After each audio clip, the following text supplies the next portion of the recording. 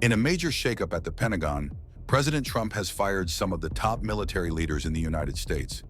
This unprecedented move includes the firing of General C.Q. Brown, who was serving as the chairman of the Joint Chiefs of Staff. Brown, a four-star fighter pilot, was removed from his position, along with several other high-ranking officials, including the first woman to serve as the Navy's Tom Admiral, Lisa Franke, and the number 2 ranking general in the Air Force. The move comes after President Trump has been vocal about wanting to rid the military of leaders who support diversity, equity, and inclusion efforts.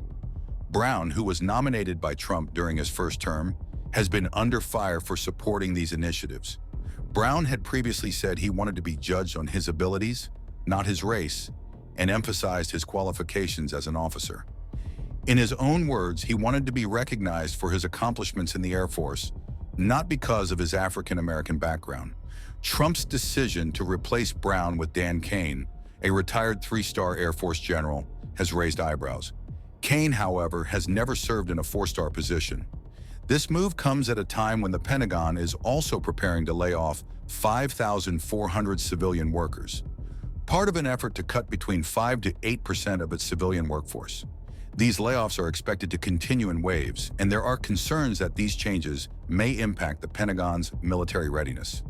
Additionally, the Federal Aviation Administration, FAA, is also experiencing cuts, with more than 100 probationary employees terminated, including those responsible for producing air traffic navigation maps.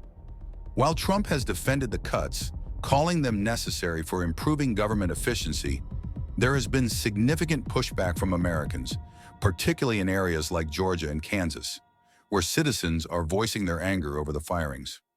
Republican Congressman Rich McCormick has felt the heat from his constituents, with many demanding action from lawmakers to push back against the president's decisions.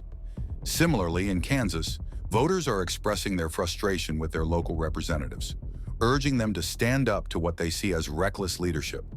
The firings and the impending workforce cuts are causing turmoil within the federal government, particularly at the Pentagon, where the leadership shakeup is compounded by the loss of experienced civilian staff.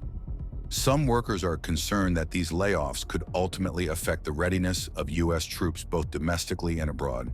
Despite the administration's insistence that military readiness will not be impacted, many within the Pentagon are questioning the long-term effects of such drastic changes. As the dust settles from this leadership purge, the question remains, what impact will this have on the U.S. military and the federal workforce as a whole?